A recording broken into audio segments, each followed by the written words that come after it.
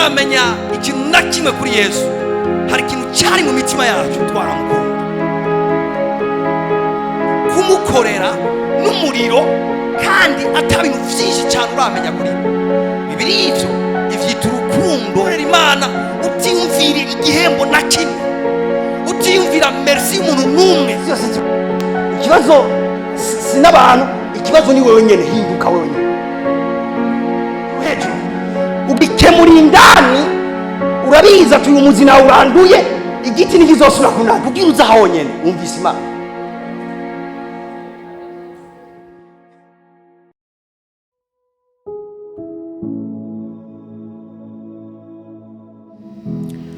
Umunsi nasizwe amavuta yo kuvuga, ngomba kuvuga ku buzima bwanyu. Haleluya. Mava mvuga ikintu kuri wewe. Imbere yuko mvuga, ndababwiye ko Imana yacu ihambaye, ndababwiye ko Imana yacu ikomeye cyane. Mava mvuga ibintu byinshi ku buzima bwawe, ndababwiye ko Imana yacu ikomeye.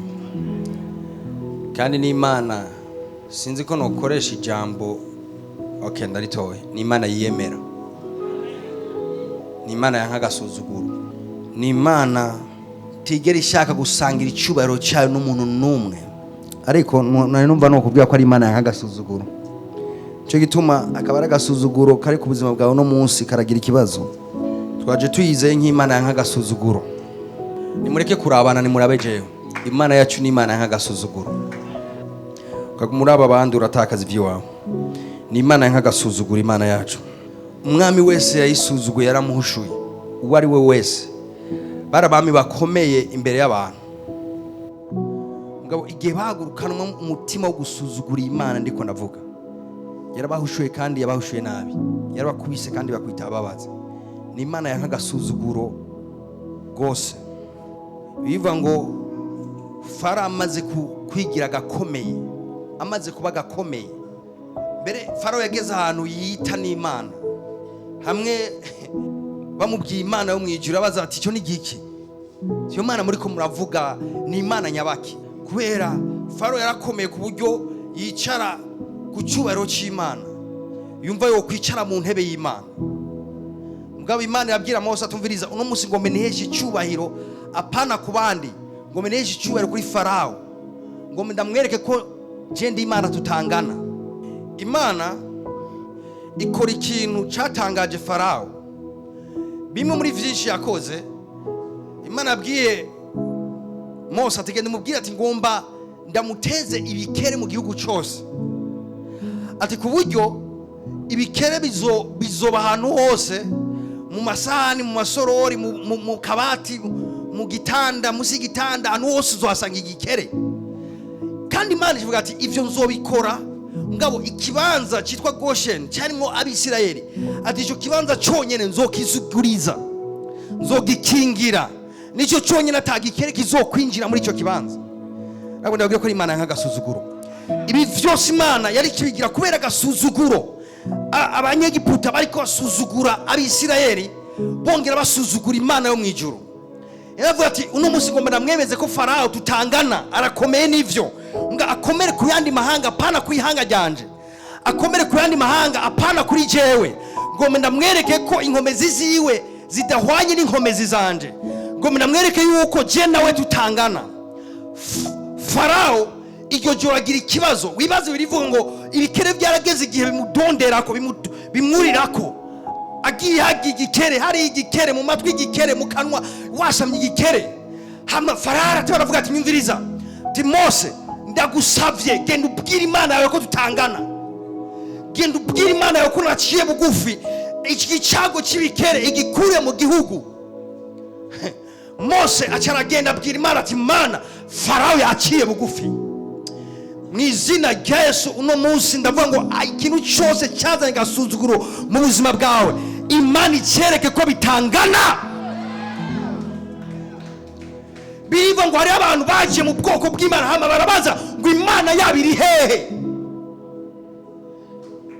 Ndasenga ngo nagira umuraza mu buzima bwawe, hama baze ngo Imana yawe iri hehe. Umuntu wese aje mu buzima bwawe abona Imana, apana kubanza kuyibaza, ayibone, abone Imana mu buzima bwawe, kuko Imana yacu ni Imana yigendera y'inkomezi, ifite ububasha bukomeye cyane. Imana yagiye kwemeza Farawo, si wenyine yemeje, Imana yaremeje reka mvuge Herode gatonya. Herode birivuga ngo umunsi umwe yaricaye ajya ku ntebe yo afata discours, ngo atanguye kuvuga, ngo abantu bose baca baravuga ati Imana iravuze. Imana ivuga ati Herode basigaye bamwita Imana.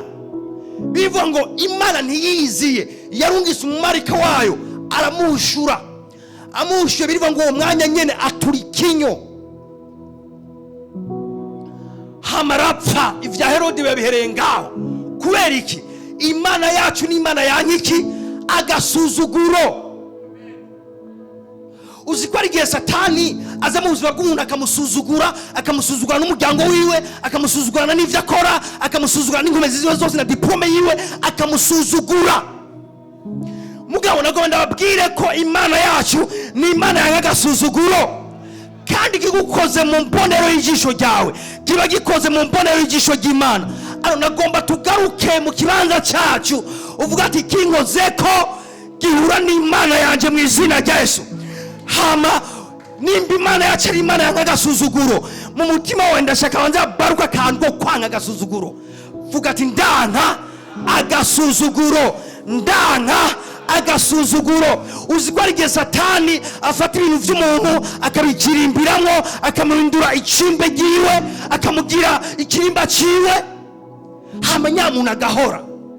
Uno munsi agasuzuguro n'agakengerwe karatembagara ku muntu muri no shengero mu izina rya Yesu. Kandi ndiko ndavuga ibintu nk'ibi ndirenganira, nga uvyakiriye wewe yakira igitangaza. Icyo nkundira Imana ni ikintu umuntu atagishaka. Imana izoguha ibindi, tuzosubira duhure ndiko ndigisha ibindi uvyakire. Nga ibi ni wavyanga, ibi byo bizobikurenganya. Haleluya. Vuga ati agasuzuguro karatembagaye hejuru ubuzima bwanje mu izina rya Yesu. Ndabibuse ingene Imana ikura agasuzuguro ku muntu imuha ivyatumye amusuzugura. Ingene Imana ikura agasuzuguro ku muntu babwiye ngo ni nkengerwa, imugira umunyacubahiro. Ingene Imana ikura agasuzuguro ku muntu babwiye ngo ni kijuju, imuha ubwenge. Ingene Imana ikura agasuzuguro ku muntu bamubwiye ati uri gipfu nacu maze, imwicarekana n'abakomeye, ikabitembagaje agasuzuguro hejuru ubuzima bwiwe. Sibindi gira nibwira abantu ngo mwubahe, eka ikora icyatumye amusuzugura mu buzima bwiwe.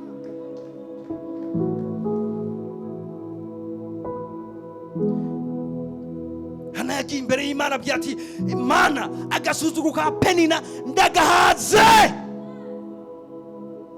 Yamavyuka iminsi yose ambwira ngo nacu maze kuko ntavyaye. Avuga ati Imana agasuzuguro k'uyu mugore Penina ndagahaze. Kandi Imana ishimwe yumva abantu nk'abo, yumva amajwi nk'ayo, iramwumva. Avuga ati uhereye ubu rero ngomba mpindura amateka y'ubuzima bwawe. Imana ishimwe. Uno munsi hariho ikintu ngomba nkorereko tuza gukubita neza. Ariko ngomba nkorereko tuza gukubita neza twivuye inyuma. Nico nise impemu ya Adoniya. Twese tuvuga ati impemu ya Adoniya niyo ngomba dukubite. Ngomba dukubite impemu ya Adoniya. Bamwe muri mwebwe n'amakuru ya Adoniya ntayo munsi, ndaza kuyababarira. Muga tugomba dukubite impemu ya Adoniya mu kino kibanza. Somera tugende tuguruke. Abami ba mbere, tujane twese mu bami ba mbere igihe cya mbere umurongo wa 11.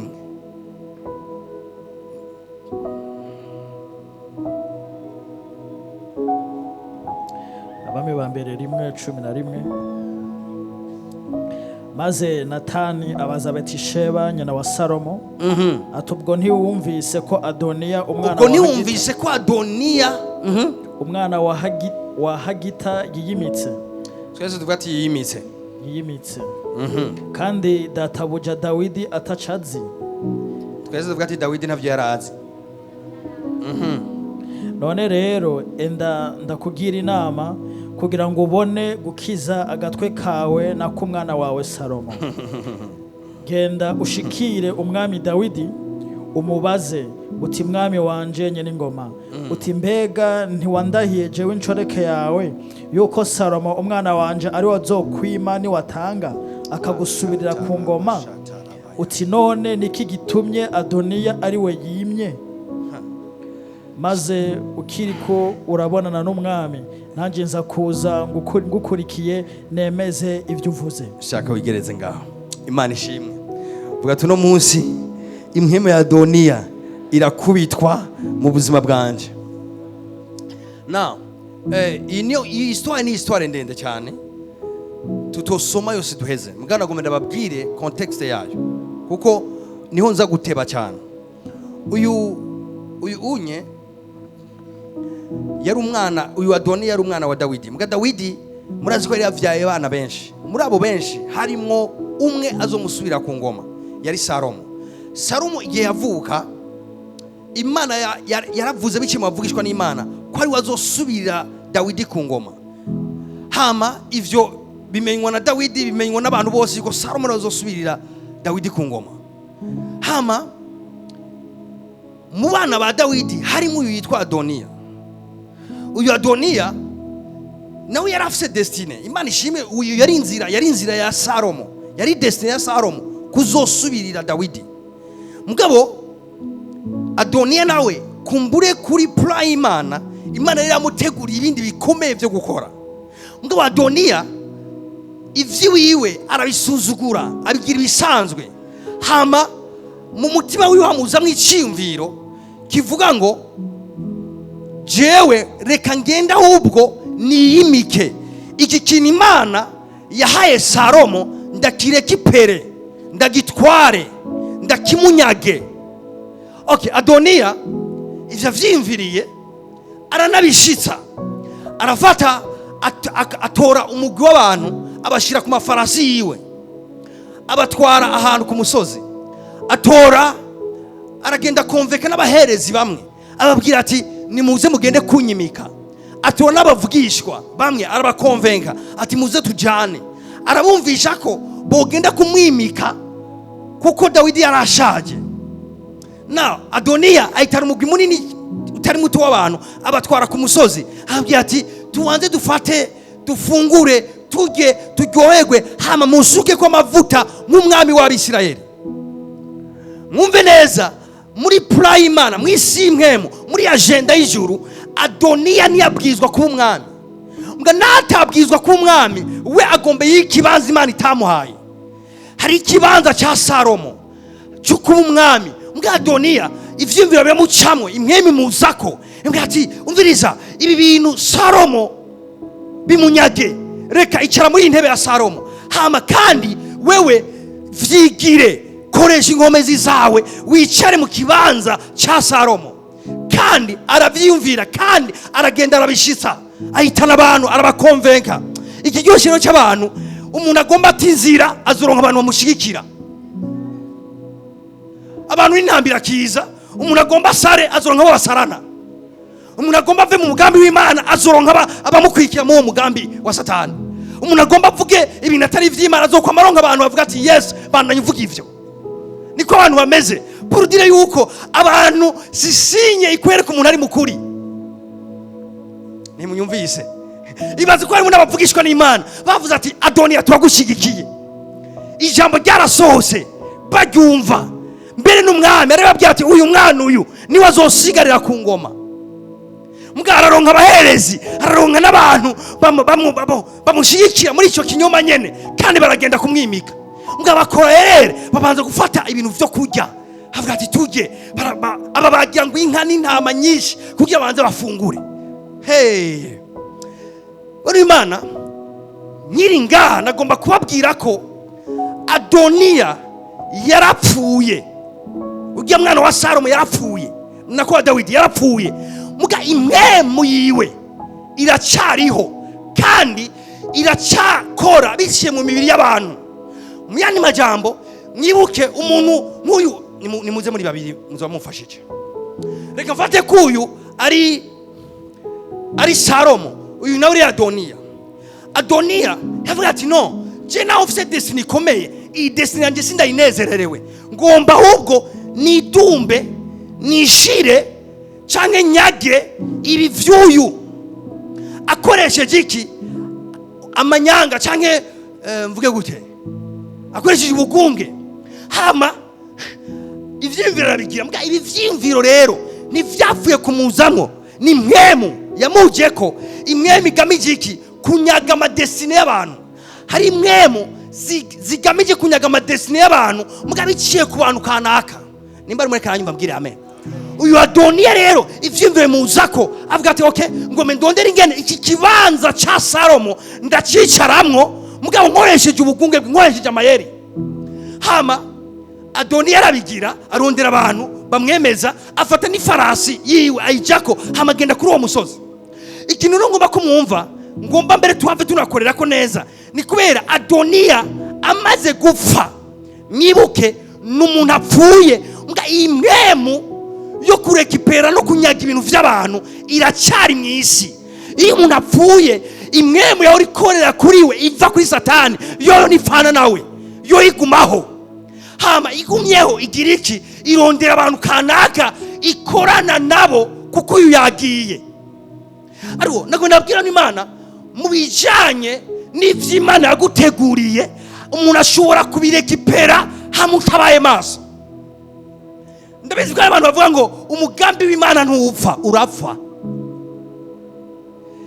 hari abantu bavuga ati ivy'Imana yateguye bizobwizwa kukubako uri maso bizobwizwa kukubako mugusinziriye hari abantu bashobora kwicara mu kibanza cawe kubera kusinziriye kandi bakimikwa mu gishingo cawe mbwa Bibiliya ivuga ngo abo bantu bariyimika Imana ishimwe cyane igihe ariko arabitegura Imana rero akantu ngomba kumubaza gutahura ngaha nuko iyi mwemu itapfanye na Adoniya iracariho iracagenda iyo mwemu uzoyibona gute n'abantu batari satisfait n'ivyabo n'abantu batanezererwa n'ivyabo n'abantu n'abafite ibintu bikomeye deke bibaye ivyabo baca bumva bitagikomeye n'abantu bafite ingabire nziza deke bibutse ko ari iziwabo bumva iwabo idakomeye iya mugenzi we ari ikomeye aba rero bagamije iki kurondera ingene icyubahiro cari cyanaka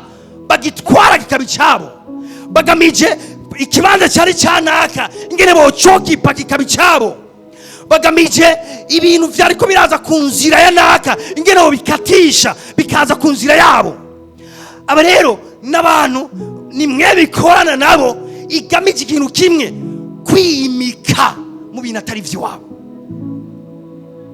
n'abantu bimika mu bintu atari vy'iwabo twese tuvuga ati kwimika mwese muravyumva nta muntu amwimitse nta muntu abimuhaye si n'Imana ibimuhaye mugabo aragwana ingene ivyo bintu vyocika gwiwe biciye mu nkomezi n'ubugunge bwiwe alors ibi rero umuntu atabizi urashobora gusanga igihe cyose avuga ati Imana ifise amasezerano y'Imana ifise amasezerano y'Imana ifise amasezerano y'Imana akarinda apfa arimba indirimbo y'amasezerano atigiye atambukiye muri amasezerano atari uko ayo masezerano Imana itayamuhaye cyangwa itayatanze mbwa ayo masezerano yiwe hari undi muntu ayarimwo ndagomera kubwiye ngo ibintu byose byabwizwa ku ivy'iwawe utarakira bifise umuntu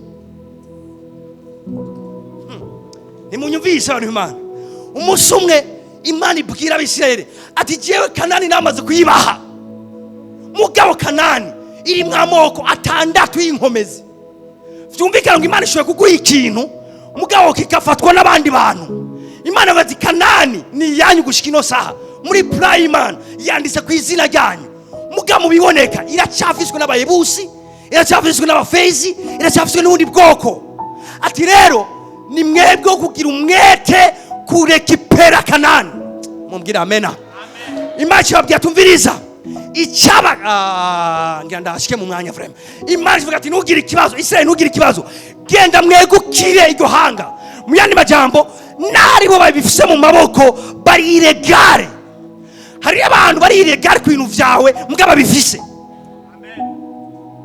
hari abantu bafise amakontra atarayabo hari abantu bahagaze mu maposta atarayiwabo nimuranyumva neza abantu Imana hari abantu bafise umugisha atari uwabo hari abantu bari kwakorerwa n'umuco w'inyenyeri inyenyeri atari zabo hari abantu bariko baraprospera mugabo umuntu bariko barakoresha atari ubwabo n'abantu bafite imwe ya Adoniya barekipera ibintu nk'ivyo.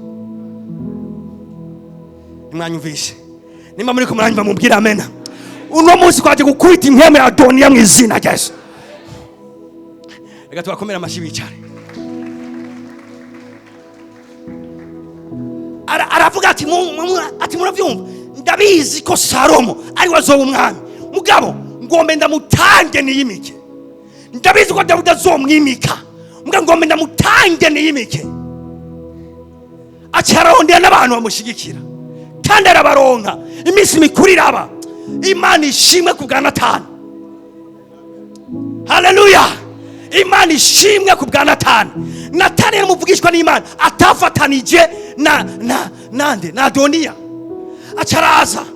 Acaza kwa Barisheba umugore wa Dawidi. Haramubwira ati hey, ati mbega urabizi yamusanze yibere mu dukogwa twiwe ariko arikorera. Ati Barisheba uri mu dukogwa twiwawe urabizi yuko Adoniya yakoranije abantu kandi agiye kwimika. Ati kwa atagiye kwimika.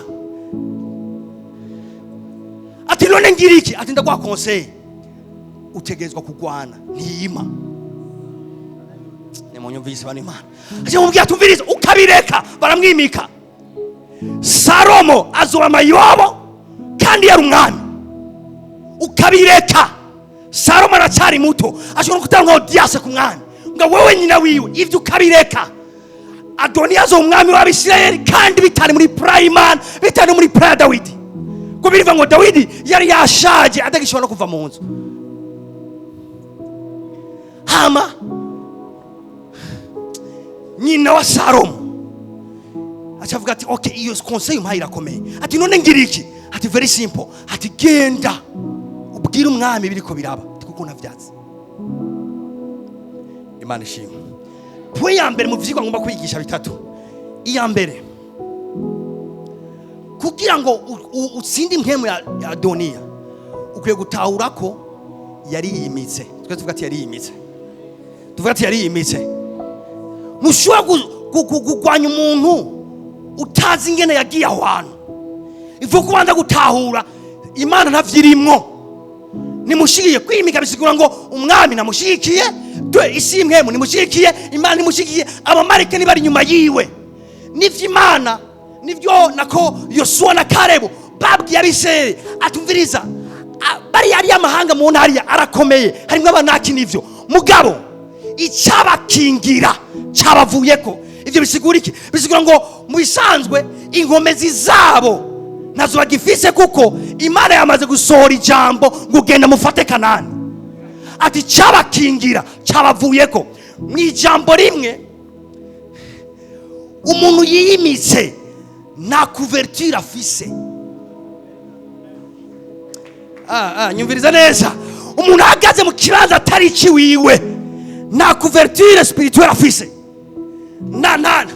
Na tegeko na rimwe ry'impemu rimu uburenganzira rimukingira bwo kuba muri ico kibanza. Ibaze rero bakubwiye ngo ujya muntu yafashe place yawe bisigura ngo ari muri place aho atategeko na rimwe ry'impemu canke ry'umubiri rimukingira. Nico gituma Yosuwa yabwiye Abisirayeli ati yacumugira ubwoba tuzobajya bwa mutsima atari uko inkomezi zabo zabavuyeko nga kubera ko icabakingira cabavuyeko. Imana ishimwe. Vuga ati negerezwa kunesha. Semera cyati negerezwa kunesha. Negerezwa kunesha.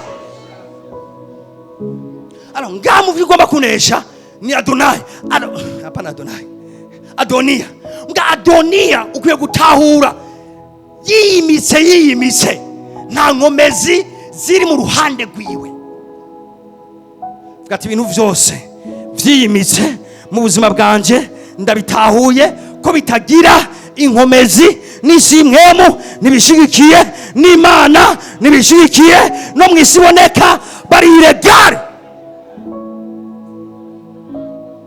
Inkomezi zawe zihagaze kugutahura ngo biyimitse.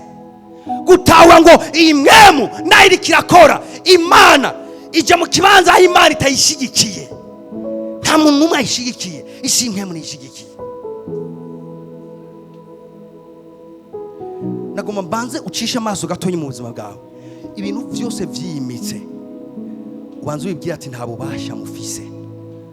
Imana nibashigikiye, isi impwemu nibashigikiye, abamarayika nibabashigikiye, mu yandi majambo bari faible, bari mu kibanza c'intege nke. Ikintu cyose cimitse mu buzima bwawe kiri mu kibanza c'intege nke. Aha ni ibanga ryo kwanza kunesha, ugutahura ati iki kintu nikiri mu bugombe bw'Imana, cyari yimitse. Ikintu cyose rero kiri mu buzima bwawe kitari mu bugombe bw'Imana cyari yimitse. Icyo rero nimba cyari yimitse nta bubasha gifise, inyuma yacu kiri empty, covuze ugwamo. Kadabwira Imana ni ingwara nifise autorisation y'Imana yo kwimika mu buzima bwawe. Ariko ikintu cyose kidafise uruhusha rw'Imana rwo kwimika mu buzima bwawe na couverture gifise. Nimunyumve ubukene ni ikintu cimise mu buzima bwawe. Alors ivyo rero nta couverture bufise, utegerezwa guhaguruka icyambere ukamenya ati ibi bintu biri mu buzima bwanje iregarema. Haleluya. Vuga ati ikintu cyose kitawawe uruhusha n'Imana mu buzima bwanje kiriregare. Gishobora kuba gifise abantu bagishigikiye, gishobora kuba gifise abantu benshi bari inyuma yacu, nga deki Imana itashize ko kashe akaba atari Imana yagihaye mission mu buzima bwawe kiriregare. Force yahagaze ngaha, acaraza mu byati, uyu ni Natani araje abwiye mama wa Salomo ati umviriza, nturyame ntusinzire. Mu bisanzwe Adoniya agiye kwimika kandi yamaze gushika ku musozi. Ati none ngira iki? Ati biroroshe,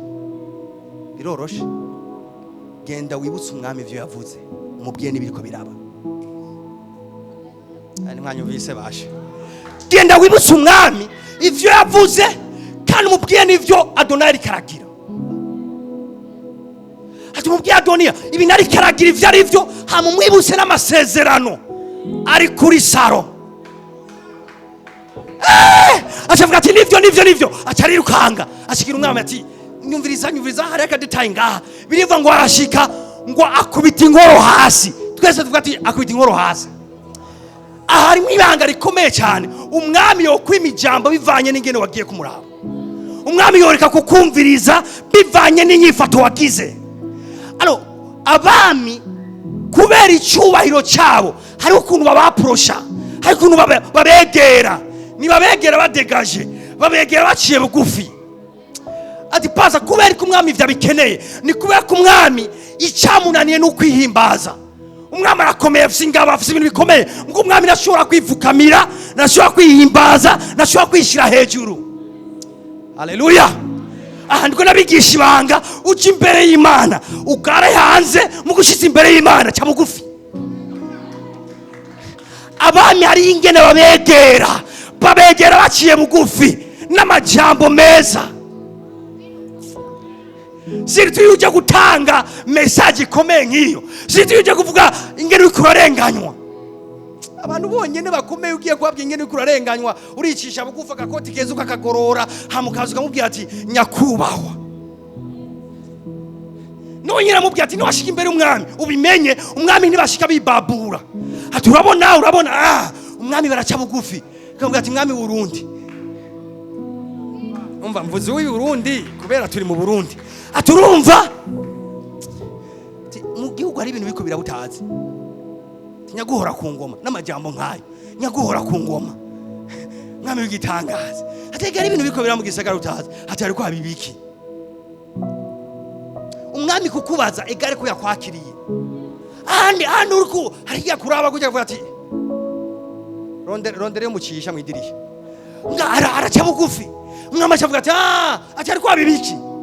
Aturabizi yuko wavuze kandi amasezerano ari claire yuko Salomo umuhungu wanje ari ugwawe abari wazoja ku ngoma. Atega ibyo sindabihinda.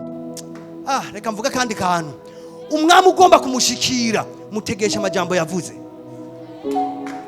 Ari mwanyumvise, umwami umubwiye ngo ibi vyavuye mu kanwa kawe. Ari mwanyumvise, umwami umubwiye ngo ibi niwe wabyivugiye yofuma apfana n'igihugu ciwe cose hako ijambo ryiwe yorisuzuguza. Rero Natani yarazi ingene ubwami bufunkisiona, acamubwira ngo niwashika imbere y'umwami ntiwibabura icambere uce bugufi hama umuhimbaze, hama niwaheza kumuhimbaza uce umubwira ibiriko birabatazi. Acamubwira ati